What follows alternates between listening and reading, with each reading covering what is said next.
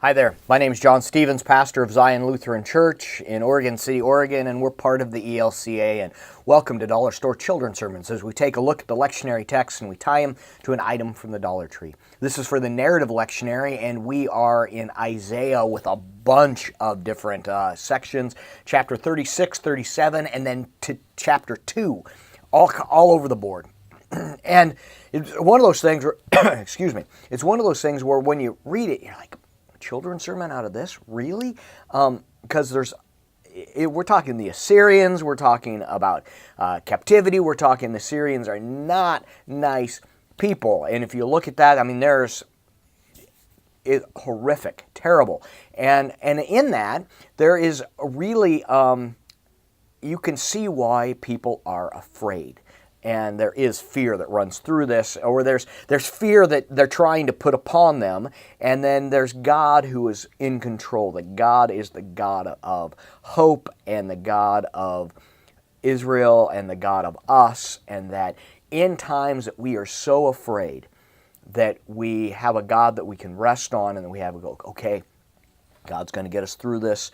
Our God, I don't care what they say, our God is a faithful God.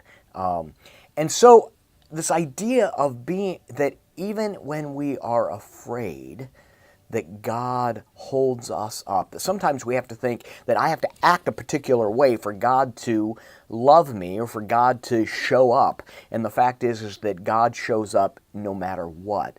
And that our God is a faithful and a trustworthy God.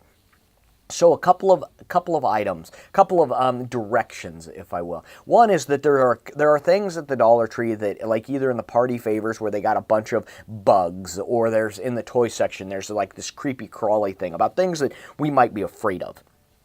And that's we can talk about how there are things that we are afraid of. When I was a kid, times that I was afraid of the dark and full of fear. And sometimes I'll turn to a friend and I'll be like, hey, I'm scared, I need your help. And they're scared as well. And we're looking to who to turn. And again, we know we have a God that's faithful and a God who is in control.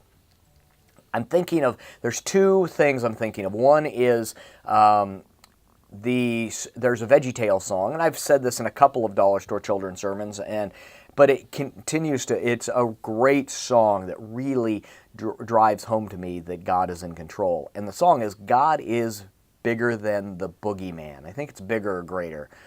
God is bigger than the boogeyman. And it's just it's a fantastic song that drives home that God is greater and bigger than all of our fears. And that could be, find that song in the VeggieTales, and could be that springboard. So, and then the other is a story. And the story for me is a time when I was afraid, and I was in like 6th grade, 7th grade, and we're at camp, and there's this big worship service, and there's the dramatic effect. There's a cross and lights on the cross and all this stuff, and it's pretty dramatic. And then they turn the lights off. It's like boom, and everything goes dark. Everything goes dark. And I am sitting next to another 6th grader. It's a she, and she grabs my hand, and I'm clueless. It doesn't matter because for the story, but she grabs my hand. She goes, "I'm afraid of the dark," and my response is, "So am I." And I tell my friends that now, and they laugh. "Ha, that's so John." But the fact is that's for me such a life thing, that when there are times that we are afraid, and sometimes knowing that your neighbor is afraid as well, there's comfort in that, but also then drives us to, we need to find something greater, something bigger than us. And again, back to that VeggieTales, that God is bigger than the boogeyman. So if you're looking for an item from the Dollar Tree, something that that is scary, maybe you have a Halloween mask that's a silly Halloween mask, but you can play with that. You've got an item for the Dollar Tree, like a bug or something like that that's scary. you've got a story about a time that you were afraid, and that we lean on God's grace and knowing that God is greater. So, hope this can be a springboard for your own thinking around your children's sermon. And as always, thanks for stopping by, and I hope you have a fantastic week.